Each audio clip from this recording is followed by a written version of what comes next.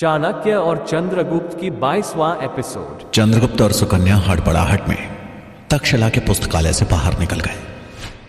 पप्पा तुम दोनों को यूं अचानक निकलता देख वीरसेन से हैरानी में बोला, ये दोनों इतनी हड़बड़ाहट में कहां भागे जा रहे हैं? तभी वीरसेन का एक मित्र हंसते हुए बोला, एक सेवक के पीछे छिपकर भाग रहा है डरपोक। दूसरे मित्र ने हंसी उड़ाते हुए कहा, चंद्रगुप्त कायर है, वो लड़ने से डर गया होगा इसलिए भाग गया। उसके बाकी मित्र भी हंसने लगे, लेकिन वीरसेन कुछ सोचते हुए गंभीरतापूर्वक बोला, मुझे नहीं लगता कि वो यूं डर के भागा है।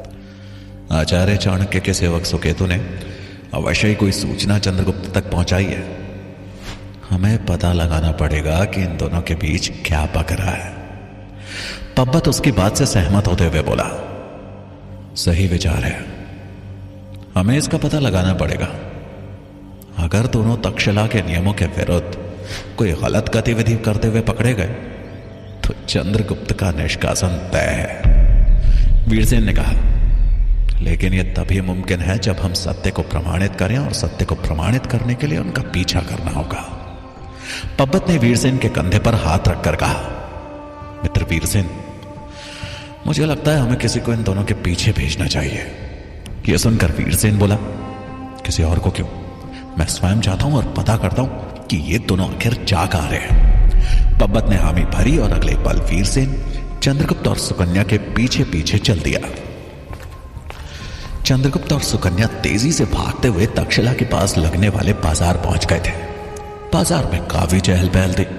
व्यापारी अपना सामान बेच रहे थे और आसपास के गांव से आए लोग खरीदारी में व्यस्त थे। कहीं गर्मी से थके हारे लोगों के लिए घड़ों में पानी की व्यवस्था थी, तो वहीं अय्याश लोगों के लिए सुराही में मदिरापान की व्यवस्था, जिसका आनंद कुछ सिक्कों का मोल चुकाकर उठाया जा सकता था। वहीं बाजार में कुछ सैनिक हाथ में तलवार और भाले लिए अनजान आगंतुकों पर नजर रखे हुए थे, ताकि किसी प्रकार का उपद्रव होने से रोका जा सके। सुकन्या और चंद्रगुप्त एक एक आदमी को ध्यान से देखते हुए आगे बढ़ रहे थे, मानो वो किसी को खोज रहे हो। भीड़ भाड़ और तंग गलियां होने की वजह से उन्हें आगे बढ़ने में काफी मशक्कत करनी पड़ रही थी। कुछ देर इधर उधर खोजने के बाद चंद्रगुप्त ने असमंजस में सुकन्या से पूछा, तुम्हें यकीन है कि वो यहीं थे? कहीं तुम्हें कोई भ्रम तो नहीं हुआ? वरना अब तक वो नजर आ जाने चाहिए थे। सुकन्या विश्वास के साथ बोली, मुझे कोई भ्रम नहीं हुआ है। मेरे माता पिता को मारने वाले डकैतों में से एक डकैत और उसका साथी यहां है। मैंने जैसे ही उन्हें देखा मैं भागते हुए तुम्हारे पास आ गए। वो अभी भी बाजार में होंगे। उनमें से जिस डाकू को मैं जानती हूं, उसकी दाईं आंख के ऊपर किसी शस्त्र के गहरे घाव का निशान है। सुकन्या का विश्वास देखकर चंद्रगुप्त बोला, ठीक है, अब जब तुमने उसकी निशानी बताई थी तो हम लोग अलग अलग हो उन्हें तलाशना शुरू करते हैं। तुम सामने वाली गली से जाओ और मैं पीछे से जाता हूं। इस तरह हमें उन्हें ढूंढने में आसानी होगी। अगर वो बाजार में होंगे तो हमारी नजरों से बच नहीं पाएंगे। सुकन्या ने चंद्रगुप्त की बात पे हामी भरी और एक तरफ चल पड़ी। वहीं चंद्रगुप्त दूसरी गली की ओर निकल गया। अब दोनों ही बाजार के बीच उन्हें तलाशते हुए आगे बढ़ रहे थे, लेकिन कुछ समय बीतने के बाद भी दोनों को वो डकैत कहीं भी नहीं दिखाई दिए। गर्मी के मारे चंद्रगुप्त को प्यास लगने लगी। वो एक प्याऊ के पास रुका और पानी पीने लगा। तभी सुकन्या भी वहां पहुंच गई। चंद्रगुप्त सुकन्या को देखकर तुरंत बोला, क्या वो देखा? सुकन्या निराशा में सर हिलाते हुए बोली, नहीं, पता नहीं कहां गायब हो गए दोनों। ज्यादा समय भी नहीं हुआ है। चंद्रगुप्त ने जलपात्र सुकन्या की तरफ बढ़ाते हुए कहा, लो, प्यास बुझा लो। सुकन्या गटागट पानी पीने लगी। तभी पीछे से उसे दो व्यक्तियों के हंसने की आवाज सुनाई दी। सुकन्या को वो आवाज कुछ जानी पहचानी लगी। उसने पलटकर देखा तो दो व्यक्ति पीछे एक दुकान से बाहर निकल रहे थे। सुकन्या उत्सुकता के साथ बोली, चंद्रगुप्त, ये वही लोग हैं। चंद्रगुप्त ने अपने पीछे पलटकर देखा तो दो व्यक्ति दुकान से निकलकर वहीं पास के एक मदिरालय में घुस गए। चंद्रगुप्त ने सुकन्या को इशारा किया और दोनों वहां से भागते हुए उस मदिरालय के पास जा पहुंचे। थोड़ा इधर उधर देखने के बाद उन्हें उस मदिरालय पे एक खिड़की दिखाई दी। दोनों खिड़की के पास गए और खिड़की के भीतर झांक कर देखने लगे। उन्होंने देखा कि वो दोनों डकैत मदिरालय के भीतर लकड़ी के एक गोल दरख्त पर आमने सामने बैठे हुए हैं। उनके सामने मदिरा का पात्र रखा हुआ है। तभी उस मदिरालय की एक सेविका उन दोनों डाकुओं के पास आई। उन्होंने उस सेविका को पात्र में मदिरा डालने को कहा। वो सेविका जैसे ही मदिरा परोसने लगी कि तभी उनमें से एक डकैत जबरदस्ती उस सेविका का हाथ चूमते हुए हंसने लगा। सेविका के चेहरे पर डर और खुशी का मिश्रित भाव था। चंद्रगुप्त और सुकन्या खिड़की से उन दोनों की हरकतों पर नजर रखे हुए थे। सुकन्या गुस्से में बोली, ये लोग समाज में उन गंदे विषाणुओं की तरह हैं जो जब तक जीवित रहेंगे समाज में रोग ही फैलाते रहेंगे। इन्हें नष्ट करना ही उचित है। हम अभी इन्हें खत्म कर देते हैं। ऐसा कह सुकन्या ने उन दोनों को मारने के लिए अपनी कमर में खोसी हुई कटार निकाल ली, लेकिन चंद्रगुप्त ने उसका हाथ पकड़ लिया और बोला, नहीं, अभी नहीं। अगर हमने अभी इन पे हमला किया तो बाजार में भगदड़ मच जाएगी और ऐसे में किसी की जान भी जा सकती है। अभी इन दोनों की मृत्यु का समय नहीं आया है। सुकन्या हैरान होकर बोली, तुम इन्हें बचाना क्यों चाहते हो? चंद्रगुप्त बोला, क्योंकि यही दोनों हमें उनके सरदार तक पहुंचाएंगे। ये समय धैर्य और समझदारी से काम लेने का है। हमें इनका पीछा करना होगा। एक बार हम इनका पीछा करते हुए इनके ठिकाने तक पहुंच गए तो एक ही समय और सटीक वार से हम इन सबको हमेशा के लिए खत्म कर देंगे। सुकन्या उसकी बात से सहमत हो गई। अब दोनों वहीं खिड़की के पास खड़े उन डाकुओं के मदिरालय से बाहर निकलने की प्रतीक्षा करने लगे। कुछ देर बाद वो दोनों डकैत झूमते हुए उस मदिरालय से बाहर निकल गए। उनके बाहर निकलते ही चंद्रगुप्त और सुकन्या भी उनके पीछे पीछे जाने लगे। दोनों डाकू बाजार से बाहर निकलकर सांकला नगर की तरफ जाने वाले रास्ते पर पड़ गए। वो रास्ता घने जंगलों से होकर जाता था। सुकन्या और चंद्रगुप्त भी दोनों डाकुओं की नजरों से बचकर छिपते छिपाते उस जंगल में प्रवेश कर गए। वीरसेन जो कुछ समय से दोनों का पीछा कर रहा था, दोनों को जंगल में प्रवेश करता देख सीमा पर ही ठहर गया। उसके मन में अनगिनत सवाल थे। ये चंद्रगुप्त आचार्य के सेवक सुकेतु के साथ मिलकर उन आदमियों का पीछा क्यों कर रहा है? वो दोनों आदमी हैं कौन? वीरसेन ने वहां से आगे बढ़ना उचित नहीं समझा और वो सारी बातें राजकुमार पब्बत को बताने के लिए वापस तक्षशिला की ओर चल दिया। दूसरी तरफ मगध में अमात्य और उनके गुप्तचर की बात सुनने के बाद मुरा इसी जल्दबाजी में थी कि जितनी जल्दी हो सके मंत्री शंभुनाथ को उनके खिलाफ हो रहे षड्यंत्र के प्रति आगाह कर दे। वो किसी तरह छुपते छुपाते मंत्री शंभुनाथ के घर जा पहुंची। इधर उधर नजर दौड़ाते हुए उसने धीरे से मंत्री शंभुनाथ के घर का द्वार खटखटाया। कौन? कहते हुए मंत्री शंभुनाथ दरवाजे के जालीदार छेद से बाहर झांकने लगे। मुरा अपना चेहरा साड़ी के पल्लू से ढके हुए बोली, मंत्री जी, मैं मुरा, आपको एक महत्वपूर्ण सूचना देनी है। मंत्री शंभुनाथ ने तुरंत दरवाजा खोला और एक नजर घर के आसपास डाल मुरा को तुरंत अंदर बुला लिया। उन्होंने दबी आवाज में कहा, तुम क्यों अपनी जान जोखिम में डालकर यहां तक चले आए? शत्रु किसी भी वेश में हो सकता है, अगर तुम्हें किसी ने देख लिया तो? मुरा बोली, मैं जानती हूं मंत्री जी, लेकिन क्या करूं, आप तक सूचना पहुंचानी बहुत आवश्यक थी। उसके बात सुनकर शंभुनाथ बोले, अच्छा, सूचना क्या है? ऐसा कहते हुए उन्होंने एक पात्र में मुरा को पानी पीने को दिया। मुरा ने तुरंत पानी पिया और दबी आवाज में बोली, अमात्य ने अपने गुप्तचर को आपके पीछे लगाया है। गुप्तचर उन्हें बता रहा था कि उसने आपको बाजार में किसी मोहर बनाने वाले को ढूंढते देखा। यह खबर सुना अमात्य से पका गए थे। मुझे लगा यह सूचना आपको देनी चाहिए, इसीलिए मैं यहां चली आई। मंत्री शंभुनाथ ने मन ही मन कहा, अर्थात मैं सही हूं, मेरी खोज सही दिशा में अग्रसर है। मंत्री शक्टार को फंसाने वाला नकली पत्र जरूर उसी बाजार में बनवाया गया है। अमात्य के डर ने मेरा शक अब यकीन में बदल दिया है। मुझे अवश्य यह खोज जारी रखनी होगी। तभी मुरा बोली, मंत्री जी, मेरे पुत्र चंद्र के बारे में कुछ पता चला? वो कहां है? शंभुनाथ ने नाम में सर हिलाते हुए कहा, नहीं, अभी उसकी कोई खबर नहीं है, लेकिन तुम चिंता मत करो। मैं तुम्हें आश्वस्त करता हूं कि बहुत जल्दी ही हम तुम्हारे पुत्र का पता लगा लेंगे। मेरे ऊपर निगरानी है, इसलिए हमें मौका देख भेष बदलकर तुम्हारे रिश्तेदारों के घर जाना होगा। एक बार वहां पहुंच गए तो फिर असली रूप देख वो झूठ नहीं बोल पाएंगे। उन्हें सच बताना ही होगा। जब तक ये संभव नहीं हो पाता तुम्हें थोड़ा संयम रखना होगा। संयम रखने की बात सुन मुरा के पास उनकी बात मानने के अलावा और कोई रास्ता नहीं था। उसने धीमे से जवाब देते हुए कहा, जी मंत्री जी, मुझे आप पर पूर्ण विश्वास है। शंभुनाथ बोले, तुम्हें अब यहां से जल्दी चले जाना चाहिए। अगर यहां और अधिक समय तक रुकोगी तो तुम्हारी जान को खतरा हो सकता है। जी मंत्री जी। मुरा वहां से जाने लगी तो भी शंभुनाथ बोले, एक बात और मुरा, अब यदि तुम्हें मुझे कोई भी जानकारी देनी हो तो स्वयं चलकर मत आना। मैं खुद आकर तुमसे भेंट करूंगा या अपने गुप्तचर को तुम्हारे पास भेज दूंगा।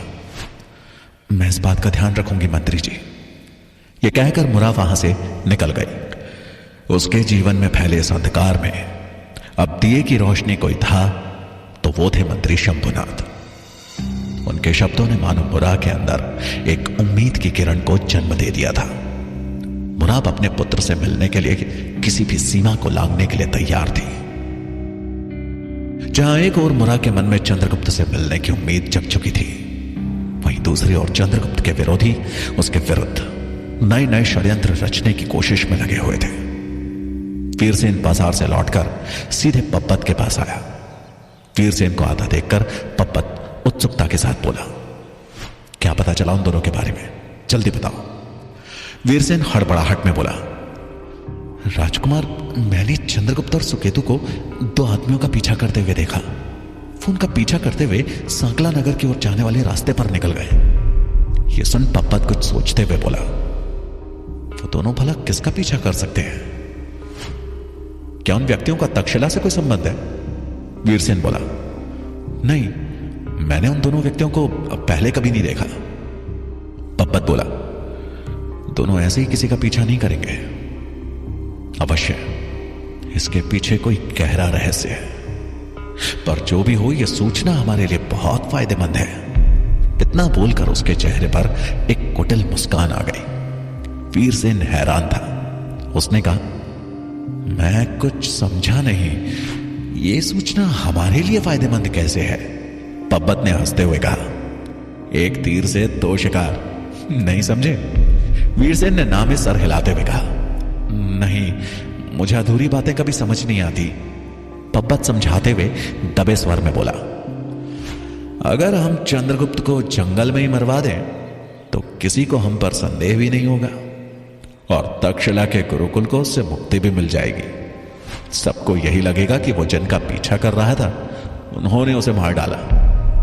वीरसेन आश्चर्य में बोला, यह विचार तो बहुत अच्छा है, लेकिन ये कैसे मुमकिन होगा?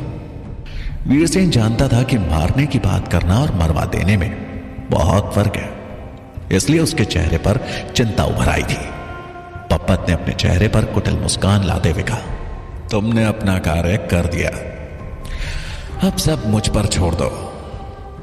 मैं अब चंद्रगुप्त नाम का कांटा अपने मार्ग से सदा के लिए मिटा दूंगा और किसी को इसकी भनक तक नहीं लगेगी। बस तुम मेरे विश्वास पात्र बने रहना। पप्पत की बात सुनकर वीरसेन थोड़ा घबरा गया, लेकिन फिर कुछ सोचते हुए बोला, अगर तुमने ये कार्य स्वयं किया और आचार्य चाणक्य को ज्ञात हुआ तो वो ये अवश्य सुनिश्चित करेंगे कि हमें दंड मिले। पप्पत कुटिल मुस्कान के साथ बोला, मैं ये कार्य किसी और से करवाऊंगा। इतना बोलकर मन में कुछ सोचते हुए वो वहां से चला गया। इधर चंद्रगुप्त और सुकन्या उन दोनों डाकुओं का पीछा करते हुए आगे बढ़ रहे थे। एक तरफ से चंद्रगुप्त पेड़ों के पीछे छिपते छिपते आगे बढ़ रहा था और दूसरी तरफ से सुकन्या। अचानक सुकन्या का पांव एक पत्थर से टकराया। उसने खुद को संभाल लिया, लेकिन सूखे पत्तों के दबने से होने वाली आवाज को सुन दोनों डकैत ठिठक गए। दोनों ने एक बार पीछे पलट कर देखा, फिर आपस में कुछ बात की और अपने चलने की गति बढ़ा दी। कुछ ही देर बाद सामने दो रास्ते थे। वो दोनों डाकू अलग अलग रास्तों पर चल पड़े। ये देख चंद्रगुप्त और सुकन्या सोच में पड़ गए। चंद्रगुप्त दबी आवाज में बोला, अब हम क्या करेंगे? हमें कैसे मालूम होगा कि दोनों रास्ते जाते कहां हैं। सुकन्या बोली, सोचना क्या है, हमें भी अलग होकर इनका पीछा करना चाहिए। चंद्रगुप्त मना करते हुए बोला, नहीं, यह अवश्य ही उनकी हम दोनों को अलग करने की चाल है। उन्हें मालूम हो चुका है कि कोई उनका पीछा कर रहा है। सुकन्या जिद करती हुई बोली, हमें इनका पीछा करना ही होगा चंद्र, यही आखिरी रास्ता है इनके ठिकाने का पता करने का। मेरी चिंता मत करो, हम वापस इसी स्थान पर मिलेंगे। उसने एक नजर आसमान में चमकते सूर्य की तरफ देखा और बोली, अभी सूर्य ठीक हमारे सर पर है।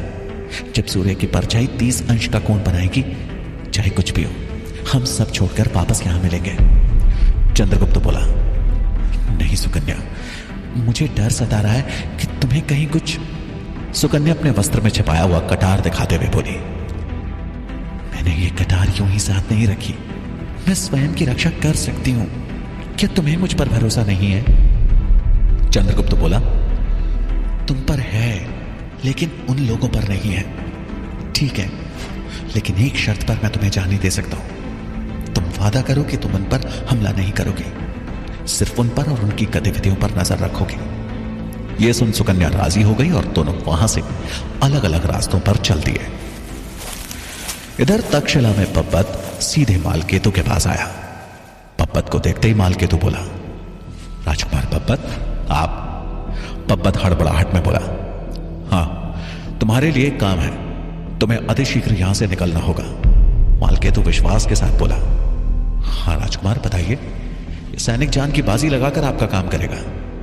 पब्बत इधर उधर देखकर दबी आवाज में बोला, अभी अभी पता चला है कि चंद्रगुप्त सांकला नगर के मार्ग पर पड़ने वाले घने जंगल में सेवक सुकेतु के साथ किसी का पीछा कर रहा है। मैं चाहता हूं तुम उसे वहीं खत्म कर दो। यह सुनकर मालकेतु अचंभित रह गया। वो हैरानी में बोला, मार डालना है? पब्बत एक राजकुमार की भांति बोला, हां, क्यों, तुमसे यह कार्य होगा नहीं? मालकेतु बोला, क्यों नहीं राजकुमार, अवश्य होगा।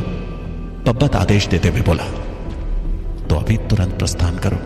आचार्य चाणक्य की कक्षा आरंभ होने वाली है, मेरी उपस्थिति वहां आवश्यक है। मालकेतु ने हामी में सर झुकाया और वहां से निकल पड़ा।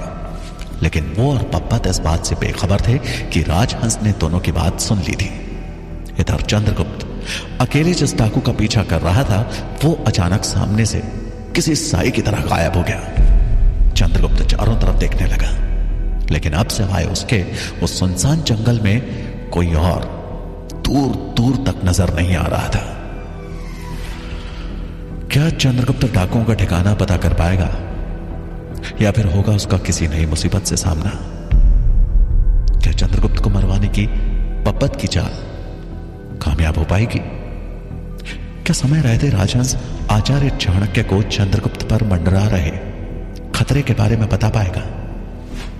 जानने के लिए सुनिए चाणक्य का अगला भाग।